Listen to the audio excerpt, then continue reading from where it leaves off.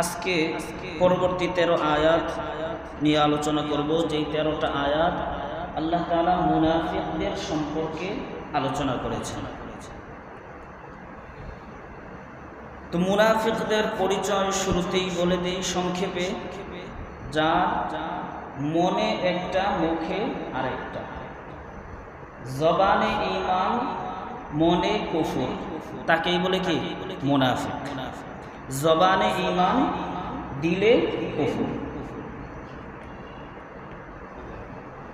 তো এই মুনাফিকদের সম্পর্কে প্রথম আয়াতটাই আল্লাহ তাআলা তাদের পরিচয় তুলে ধরছেন। 8 নং আয়াতে আল্লাহ তাআলা বলতেছেন, وَمِنَ النَّاسِ مَن يَقُولُ آمَنَّا بِاللَّهِ وَبِالْيَوْمِ الْآخِرِ وَمَا هُمْ بِمُؤْمِنِينَ। আল্লাহ তাআলা বলেন, وَمِنَ النَّاسِ مَن يَقُولُ آمَنَّا بِاللَّهِ, মানুষের মধ্যে এমন কিছু মানুষ আছে যারা বলে আমান্না বিল্লাহ, আমরা আল্লাহর উপর ঈমান এনেছি, ওয়া বিল ইয়াউমিল আখির, সর্বশেষ দিবস অর্থাৎ কিয়ামতের দিনের উপর ঈমান এনেছি। আল্লাহ তাআলা বলতেছেন ওয়া মা হুম বিমুমিনিন, কিন্তু তারা আসলেই মুমিন নয়, তারা আসলেই ঈমান আনে নাই। অর্থাৎ জবানে তারা বলেছে যে আমরা আল্লাহকে বিশ্বাস করি, আখিরাতকে, পরকালকে বিশ্বাস করি, কিন্তু আল্লাহ তাআলা বলতেছেন আসলেই তারা কিনা মুমিন নয়। তাফসীরে বাইজাবির মধ্যে ঈমান এর 3টা অংশ উল্লেখ করছে।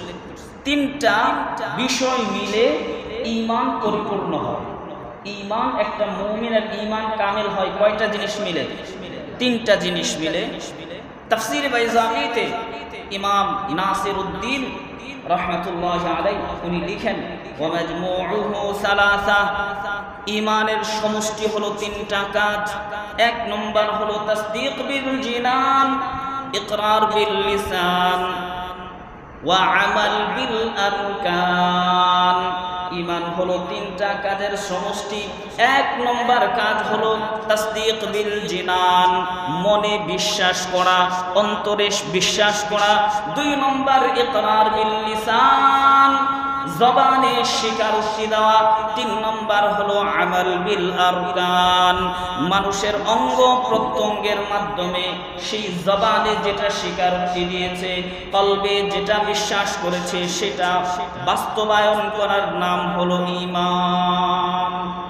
এখন শুধু যদি কেউ দিলে বিশ্বাস করলো না, কিন্তু মুখে সে স্বীকারোক্তি দিল, আর আরকান, আমল বিল আরকান তথা অঙ্গ প্রত্যঙ্গের মাধ্যমেও সে মুখের স্বীকারোক্তি দেওয়া বিষয়গুলিকে মানল, তাহলে তার ঈমান আনা হবে না। কারণ এটা 1 নম্বর হলো তাসদীক বিল জিনান, অন্তর দিয়ে স্বীকার করা, বিশ্বাস করা। এটা হলো ঈমানের প্রথম কাজ। ঈমানের প্রথম কাজ কি? অন্তর দিয়ে বিশ্বাস করা।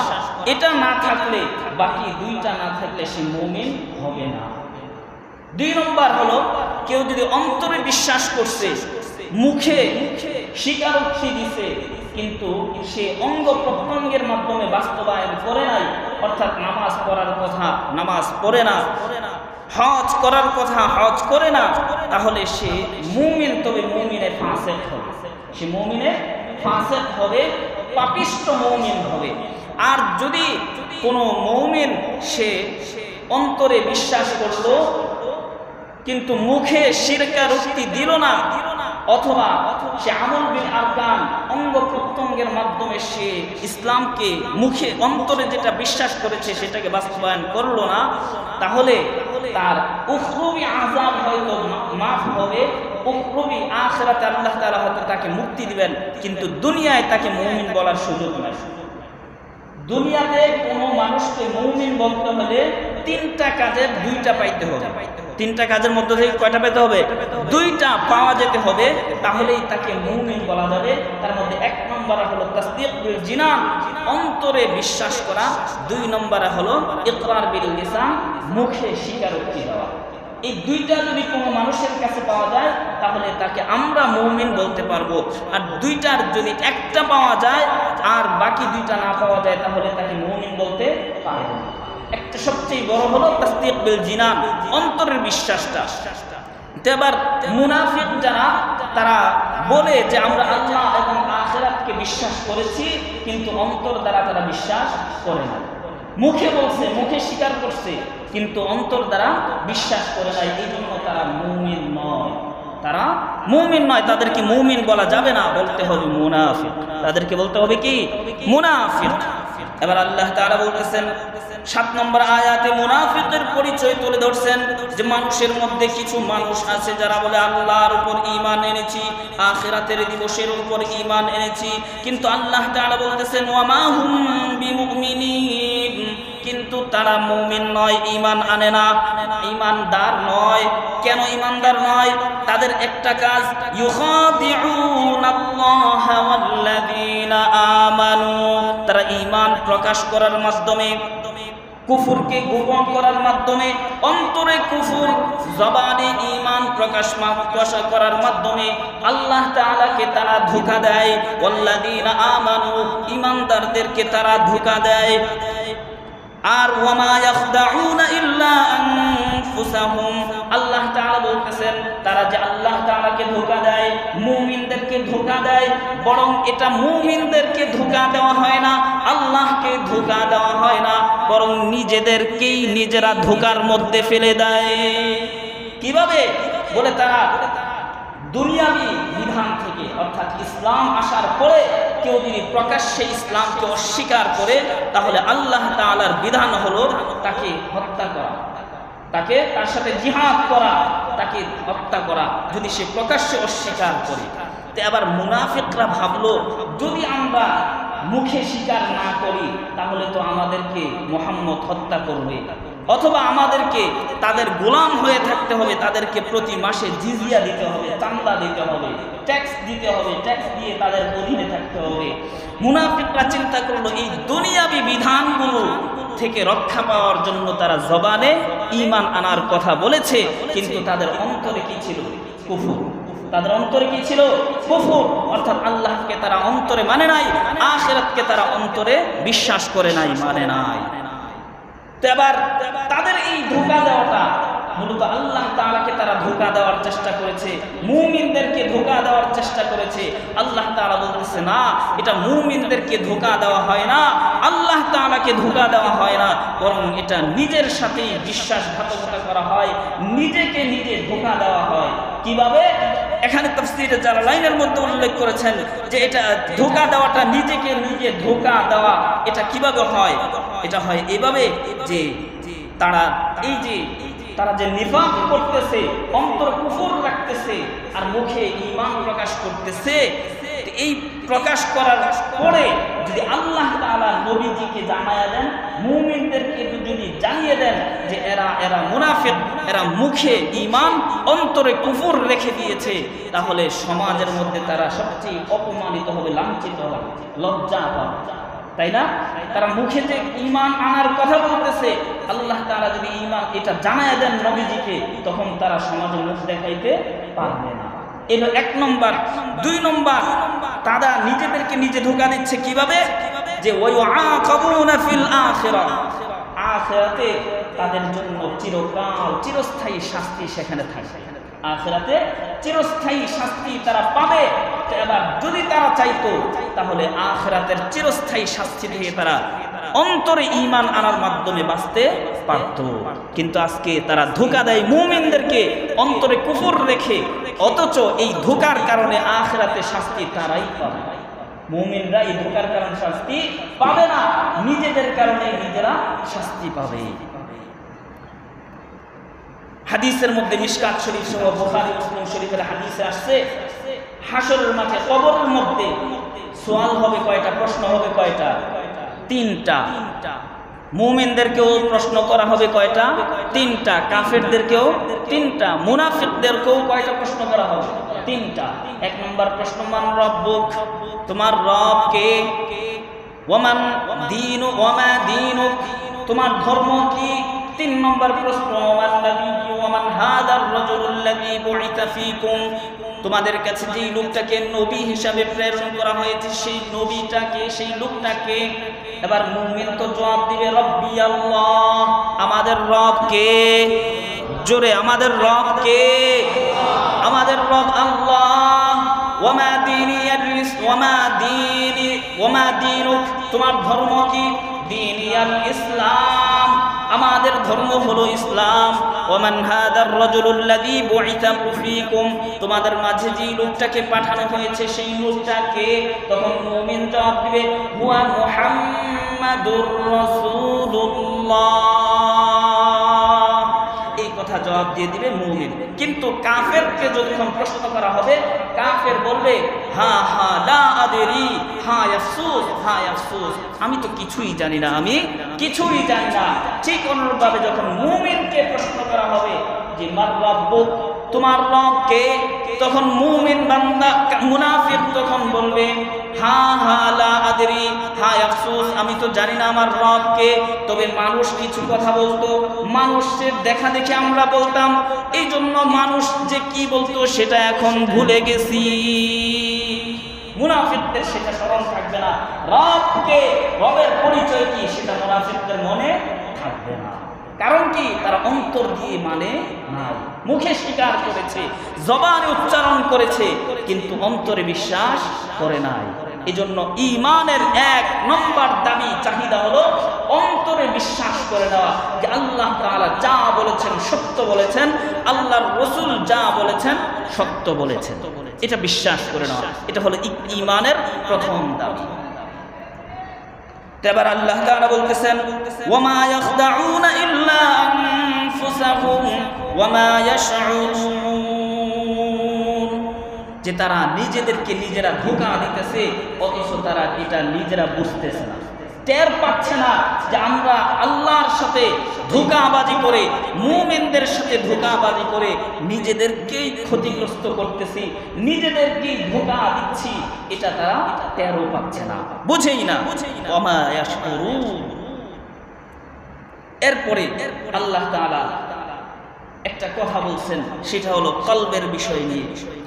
আমরা জানি আমাদের শরীর অসুস্থ হয়, সবার শরীর অসুস্থ হয় না? কখনো জ্বর, কখনো ঠান্ডা, কখনো বা কাশি, কখনো জন্ডিস, কখনো ডায়াবেটিস, অনেক রোগে আক্রান্ত হয়, তাই না? আল্লাহ তাআলা এরপরে বলতেছেন যে যেমনি ভাবে দেহের মধ্যে রোগ বাসা বাঁধে, রোগ আক্রমণ করে, অন্তরের মধ্যেও তেমন রোগ আক্রমণ করে। দেহের চিকিৎসার জন্য আমরা ডাক্তারের কাছে যাই কি যাই না? সাথে সাথে যদি অবস্থা খারাপ দেখি, সাথে সাথে হয়তো আমার জেলা শহরে, উপজেলা শহরে, না হইলে জেলা শহরে, না হয় আমাদের বিভাগীয় শহরে, না হয় ঢাকা, এতেও যদি কাজ না হয় আমরা বিদেশেও যাই কি যাই না? আজকে আমার শরীরের এত মায়া, এত মোহাব্বত আমার শরীরকে করি, আমার অন্তরটাও তো অসুস্থ হয়, আমার অন্তরেও তো রোগাক্রান্ত হয়, সেই রোগের চিকিৎসার ব্যাপারে আমি কোনোদিন ফিকির করছি? আমাদের শরীর দেহ রোগাক্রান্ত হইলে আমরা ঠিকই চিকিৎসা করি, কিন্তু আমার দেহ যে রোগাক্রান্ত হয়েছে সেটার ব্যাপারে আমাদের খবর নাই। অথচ মুনাফিকদের মধ্যে আল্লাহ তাআলা বলতেছেন এই মুনাফিকদের অন্তরটাকে এই রোগ আক্রমণ করেছে। আল্লাহ তাআলা বলতেছেন 9 নং আয়াতে ফি কুলুবিহিম মারাদ, তাদের অন্তরে রয়েছে অসুস্থতা, রোগ ব্যাধি। কিসের রোগ? সন্দেহের রোগ, নিফাকের রোগ, মুনাফিকের রোগ। ফাযাদাহুমুল্লাহু মারাদা, আল্লাহ তাআলা তাদের এই রোগকে আরো বাড়িয়ে দেন। কিভাবে বাড়ান? বলে কোরআনের একটা আয়াত যখন নাজিল হয় তখন তাদের সন্দেহ হয় এটাকে আসলেই আল্লাহ তাআলার কথা কিনা। যখন এই সন্দেহের সাথে পরবর্তীতে আরো একটা আয়াত নাজিল হয় তাদের সন্দেহটা আরো বেড়ে যায়। বলে আয়াত যত বাড়ে তাদের সন্দেহটাও তত বাড়ে। এভাবে আল্লাহ তাআলা বলতেছেন ফি কুলুবিহিম মারাদ, তাদের অন্তরে অসুস্থতা আছে। তাদের অন্তরে কি অসুস্থতা? নিফাকের অসুস্থতা, সন্দেহের অসুস্থতা রয়েছে। আমাদের অন্তরে থাকে যারা কামেল মুমিন অথবা মুমিন অন্তরে বিশ্বাস করছে, তাদের অন্তরে রোগ থাকে, তাদের অন্তরে অন্তরের রোগের নাম হলো হিংসা, বিদ্বেষ, অহংকার। এগুলো হলো অন্তরের রোগ। আমার আপনার অন্তরে যদি হিংসা থাকে, অহংকার থাকে, বড়াই থাকে, তাহলে এগুলো আমার আপনার অন্তরের রোগ। ইবাদত করতে মজা লাগে না, কিভাবে লাগবে? আমার অন্তর তো গুনাহ করতে করতে অসুস্থ হয়ে গেছে, আমার কলবটা তো রোগাক্রান্ত হয়ে গেছে, তো ইবাদত করতে কিভাবে মজা লাগবে? কোরআন পড়তে, কোরআন শুনতে মজা লাগে না, কিভাবে লাগবে? আমার আপনার অন্তর তো অসুস্থ হয়ে আছে। অসুস্থ হইলে কোনো খাবার মজা লাগে? জ্বরের আক্রান্ত মানুষটাকে যদি আপনি একদম মিষ্টিও এনে দেন, সে বলবে ঠিক না ভাই? ঠিক অনুরূপভাবে আমার আপনার অন্তরটা যখন রোগাক্রান্ত হয়ে যাবে, অসুস্থ হয়ে যাবে, তখন নামাজ ভালো লাগবে না, কোরআন তেলাওয়াত ভালো লাগবে না, ওয়াজ মাহফিল ভালো লাগবে না, ভালো লাগবে গান বাজনা, চায়ের আড্ডা, মদের আড্ডা, জুয়ার আড্ডা। ঠিক না ভাই? এজন্য যদি আমার কাছে আমার ইবাদত ভালো না লাগে, মজা না লাগে, তাহলে বুঝতে হবে আমার কলব এটা রোগাক্রান্ত হয়ে গেছে, অসুস্থ হয়ে গেছে, এটাকে চিকিৎসা করতে হবে। তো চিকিৎসা করার ডাক্তার কোথায় পাবেন? বলে দুনিয়াবি ডাক্তার তো বিশেষজ্ঞ ডাক্তার আছে, নাক কান গলা বিশেষজ্ঞ, ডায়াবেটিস বিশেষজ্ঞ, হার্ট বিশেষজ্ঞ, বিভিন্ন বিশেষজ্ঞ আছে। আর দ্বীনের ক্ষেত্রে বিশেষজ্ঞ হলো উলামায়ে কেরাম। আলেমদের সোহবতে যেতে হবে, হক্কানি আলেম সমর্থিত যে সকল পীর মাশায়েখ আছে, এদের মজলিসে যেতে হবে, এদের মাহফিলে যেতে হবে, এদের কথা শুনতে হবে, এদের সাথে বাইআত হয়ে তাদের পরামর্শ অনুযায়ী জীবন পরিচালনা করলেই আমরা এই রোগগুলো থেকে মুক্তি পাব। আল্লাহ তাআলা আমাদেরকে অন্তরের বেদি থেকে, মুক্ত থেকে জীবনযাপন করার তৌফিক দান করেন, আমিন। এবার আল্লাহ তাআলা বলতেছেন, ফি কুলুবিহিম মারাদ, মুনাফিকদের অন্তরের মধ্যে রয়েছে অসুস্থতা, রোগ ব্যাধি। ফাযাদাহুমুল্লাহু মারাদা, আল্লাহ তাআলা এক একটা আয়াত নাযিল করেন আর তাদের রোগ বাড়তে থাকে, বৃদ্ধি পেতে থাকে। ওয়ালাহুম আযাবুন আলীমুন বিমা কানু ইয়াকযিবুন। এরপরে আল্লাহ তাআলা বলতেছেন যে তাদের জন্য রয়েছে, তারা যে মিথ্যা কথা বললো, বিমা কানু ইয়াকযিবুন, তারা যে মিথ্যা কথা বললো, যে তারা অন্তরে কুফরিকে রেখে জবানে বললো আমরা আল্লাহকে মানি, আল্লাহর উপর ঈমান এনেছি, আখিরাতের উপর ঈমান এনেছি, এই মিথ্যা কথার কারণে তাদের জন্য রয়েছে যন্ত্রণাদায়ক শাস্তি। নাউযুবিল্লাহি মিন যালিক। এখানে আরেকটা কেরাত হলো বিমা কানু ইউকাযযিবুন, তখন তার অর্থ হবে তারা যে আল্লাহকে অস্বীকার করলো, রসুলকে অন্তরে অস্বীকার করলো, এই অস্বীকার করার কারণে তাদের জন্য রয়েছে যন্ত্রণাদায়ক শাস্তি। এরপরে আল্লাহ তাআলা মুনাফিকদের কয়েকটা কাজের কথা উল্লেখ করছেন, 1, 2, 3টা কাজের কথা বিশেষভাবে উল্লেখ করছেন। প্রথম কাজ, মুনাফিকরা যে নিফাকি করে, এটার প্রমাণ হিসেবে আল্লাহ তাআলা কয়টা কাজ উল্লেখ করছেন? 3টা কাজ। 1 নম্বর কাজ, তাদেরকে যদি বলা হয় যে দেখো তোমরা ঈমান আনার মাধ্যমে ঐক্য করে নাও, ঈমান থেকে সরে গিয়ে বিশৃঙ্খলা সৃষ্টি করো না, ঐক্যের মাঝে ফাটল সৃষ্টি করো না। তাহলে তারা বলে যে না না, আমরা তো বিশৃঙ্খলা সৃষ্টি করি না, আমরা ফাটল সৃষ্টি করি না, আমরা সমাজকে সংশোধন করি, আমরা সমাজকে সংশোধন করি। এই উল্টা দাবির মাধ্যমে তারা তাদের নিফাককে প্রকাশ করে।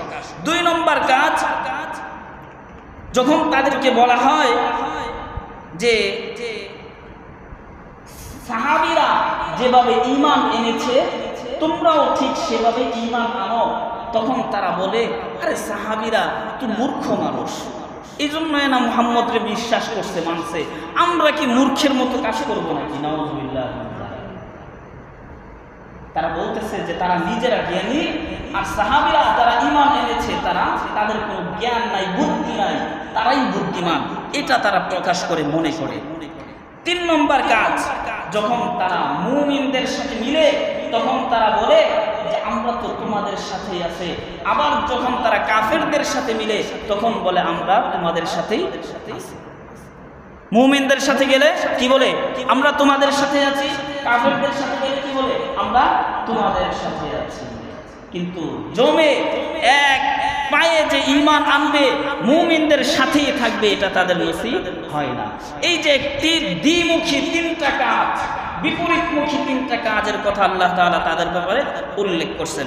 এক নম্বর কাজের কথা আল্লাহ তাআলা বলতেছেন, ওয়াইদা কিলা লাহুম লা তুফসিদু ফিল আরদি ক্বালু ইন্নামা নাহনু মুসলিহুন।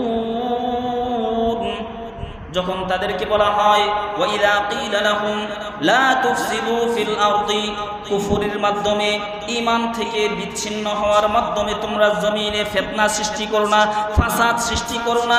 ক্বালু, তখন মুনাফিকরা বলে ইন্নামা নাহনু মুসলিহুন, আমরা বিশৃঙ্খলা সৃষ্টি করি না, ফাসাদ সৃষ্টি করি না, বরং আমরা তো সমাজকে সংশোধন করতেছি, আমরা তো সমাজকে আরো ঠিক করতেছি।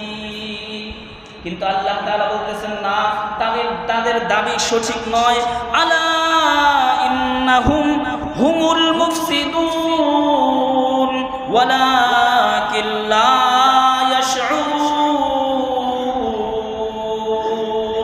আলা, হে দুনিয়ার মানুষ জেনে রাখো, ইন্নাহুম হুমুল মুফসিদুন, তারাই নিশ্চয়ই তারাই হলো ফাসাদ সৃষ্টিকারী, সমাজের মধ্যে বিশৃঙ্খলা সৃষ্টিকারী। ওয়ালাকিন লা ইয়াশউরুন, কিন্তু যে তারা বিশৃঙ্খলা সৃষ্টি করতেছে, সমাজকে অশান্ত করে রাখছে, এটা তারা নিজেরাও বোঝে না। এটা স্বাভাবিক যে নিজে জুলুম করে সে জুলুম যে করতেছে এটা বুঝেই না, মনেই করতে পারে না যে আমি জুলুম করতেছি। যে সমাজের মধ্যে বিশৃঙ্খলা সৃষ্টি করতেছে, একজনের কথা আরেকজনের মধ্যে লাগায়, একজনের কথা আরেকজনের কাছে গিয়ে লাগিয়ে, সত্য মিথ্যা বানিয়ে লাগিয়ে সমাজের মধ্যে ফিতনা ফাসাদ সৃষ্টি করে সে তো মনে করতেছে আমি সংশোধন করি, আসলেই না। আল্লাহ তাআলা বলে দিচ্ছেন মুনাফিকদের আচরণ ছিল এমন, যখনই তাদেরকে বলা হতো তোমরা সংশোধন করো, ঈমান আনার মাধ্যমে এক হও, বিশৃঙ্খলা সৃষ্টি করো না, তখন বলতেছে না না, আমরা তো সমাজকে আরো সংশোধন করার কাজে নিয়োজিত, সমাজকে সংশোধন করার কাজে নিয়োজিত। এটা থেকে একটা স্পষ্ট কথা হলো যে আল্লাহ তাআলা চান যে ঐক্য, ইসলামের চাহিদা হলো যে ঐক্য হবে ঈমানের মাধ্যমে। ঐক্য হবে কিসের মাধ্যমে? ঈমানের মাধ্যমে। সমস্ত বিশ্বের মুসলমানরা এক হবে এবং সারা দেশের মুসলমানরা এক হবে এই ইসলামের মাধ্যমে, ঈমানের মাধ্যমেই হবে ঐক্য। দেশের সীমানা দিয়ে ঐক্য নির্ধারিত হবে না, নির্ধারণ হবে না। নির্ধারণ যদি হয়, ঐক্য নির্ধারণ হবে কিসের মাধ্যমে? ঈমানের মাধ্যমে। কারণ মুনাফিকরা তো আরবের ভূমিতেই ছিল, মদিনার সীমানার ভিতরেই ছিল, কিন্তু আল্লাহ তাআলা তারপরেও এদের ব্যাপারে বললেন যে দেখো তোমরা কিন্তু ঈমান থেকে সরে গিয়ে বিশৃঙ্খলা সৃষ্টি করো না, বরং ঈমানের ছায়াতলে চলে আসো। ঈমানের ছায়াতলে আসলে ঐক্য সৃষ্টি হইতো, যে ঐক্যটা হইতো শান্তির ঐক্য, যেখানে মুমিনরা যেমন শান্তি পাইতো, কাফেররা মুশরিকরাও তেমন শান্তি পাইতো। আল্লাহ তাআলা এরপরের আয়াতে 2 নম্বর কাজ উল্লেখ করতেছেন, ওয়াইদা কিলা লাহুম আমিনু কামা আমানান নাসু ক্বালু আনুমিনু কামা আমানাস সুফাহা। ওয়াইদা কিলা লাহুম আমিনু, যখন তাদেরকে বলা হয় আমিনু, তোমরা ঈমান আনো, কামা আমানান নাস, মানুষরা যেভাবে ঈমান এনেছে। এখানে মানুষদের উদ্দেশ্য হলো আসহাবুন নবী সাল্লাল্লাহু আলাইহি ওয়াসাল্লাম, নবীজির সাহাবীরা, সাহাবায়ে কেরাম যেভাবে ঈমান এনেছে, আল্লাহর উপর সাহাবীরা যেভাবে ঈমান এনেছে, রাসূলের উপর সাহাবীরা যেভাবে ঈমান এনেছে, আখিরাতের উপর সাহাবীরা যেভাবে ঈমান এনেছে, তোমরাও সেভাবে ঈমান আনো, তোমরাও সেভাবে ঈমান আনো। তাহলে সাহাবীদের ঈমান আমাদের জন্য মিয়ারে হক, ঠিক না ঠিক? মিয়ারে হক মানে মানদণ্ড, মানদণ্ড, তুলাদণ্ড, যেটার মাধ্যমে আরেকটাকে ওজন করা হয়। 1 কেজি বাটকারা আসেনি, বাটকারা আছে না? তো এই 1 কেজি এটা হলো মানদণ্ড, তুলাদণ্ড, এটার মাধ্যমে অন্য অন্য পণ্য মাপ করা হয়, পরিমাপ করা হয় যে এটা সঠিক কিনা, এটা সঠিক 1 কেজি কিনা। তাহলে সাহাবীদের ঈমান এটা হলো মানদণ্ড। এই জন্যই আল্লাহ তাআলা বললেন মুনাফিকদেরকে দেখো তোমরা মন গড়া ঈমান আনলে বললে এটা ঈমান আনা হবে না, বরং সাহাবীরা যেভাবে ঈমান আনছে তোমরা ঠিক সেভাবে ঈমান আনো, তাহলে তোমাদের ঈমানটা গ্রহণযোগ্য হবে, তাহলেই তোমার ঈমানটা আল্লাহর কাছে গ্রহণযোগ্য হবে, এছাড়া ঈমানটা গ্রহণযোগ্য হবে না। এবার আল্লাহ তাআলা বলতেছেন ওয়া ইদা কিলা লাহুম আমিনু কামা আমানান নাস, যখন মানুষ এই মুনাফিকদেরকে বলা হয় মানুষ যেভাবে ঈমান এনেছে তোমরাও সেভাবে ঈমান আনো, ক্বালু আনুমিনু কামা আমানাস সুফাহা, তখন তারা বলে যে আমরা কি ওই সকল বোকাদের মতো মূর্খদের মতো ঈমান আনবো, কামা আমানাস সুফাহা, যেমন বোকারা মূর্খরা ঈমান এনেছে। মানে ঈমান না এনে নিজেদেরকে কি মনে করতেছে? চালাক মনে করতেছে। জায়গায় জায়গায় আল্লাহ তাআলা উল্লেখ করছেন নূহ আলাইহিস সালাতু ওয়াস সালামের জাতিকে যখন নবী নূহ আলাইহিস সালাম দাওয়াত দিয়েছেন ঈমান আনার, তখন তার জাতিরা বলতেছে যে দেখো তোমাদের উপর ঈমান আনছে তো হলো যারা আমাদের মধ্যে যারা নিম্ন শ্রেণীর মানুষ, যাদের জ্ঞান নাই, যাদের কি নাই? জ্ঞান বুদ্ধি নাই। আল্লাহ তাআলা কোরআনের অন্য আয়াতে এটা তুলে ধরছেন। আল্লাহ তাআলা বলেন যে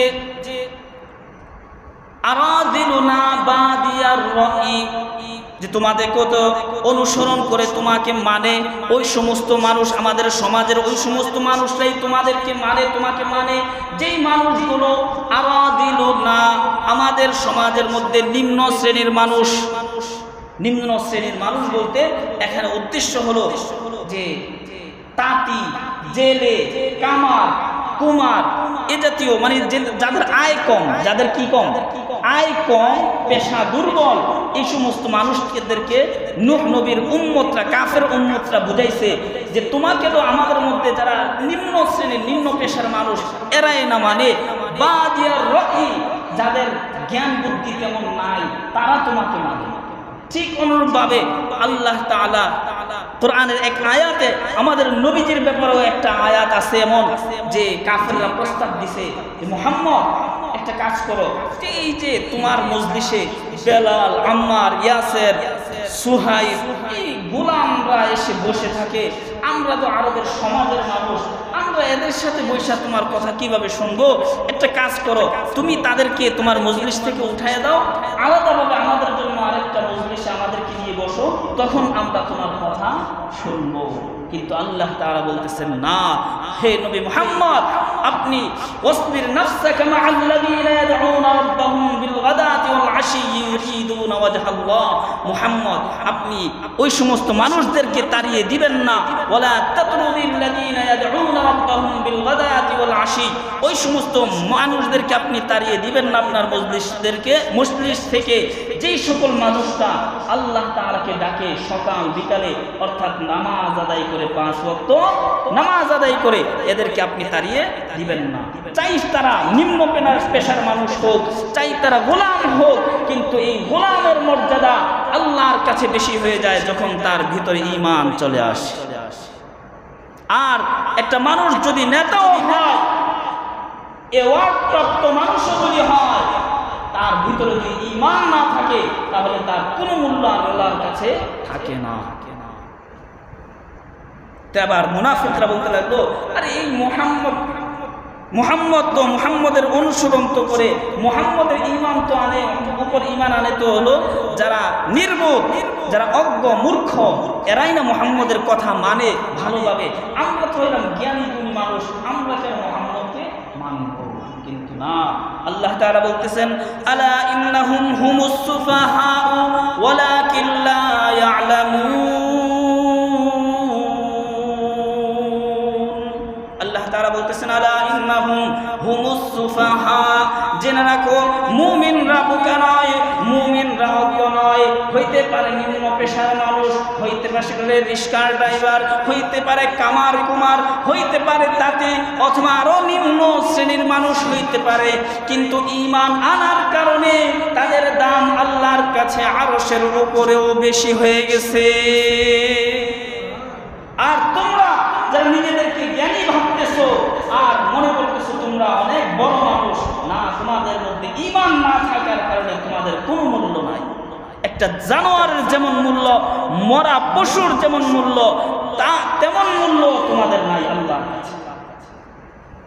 ঈমান না আনতে হবে, ঈমান না থাকে তাহলে আল্লাহর কাছে ঈমানের মূল্য আছে, কিন্তু অন্য কোনো কিছুর মূল্য নাই। দুনিয়ার কোনো আসবাবপত্রের মূল্য আল্লাহর কাছে নাই ঈমান ছাড়া। ঈমানের সাথে যদি হয় তাহলে সেটার মূল্য হয়।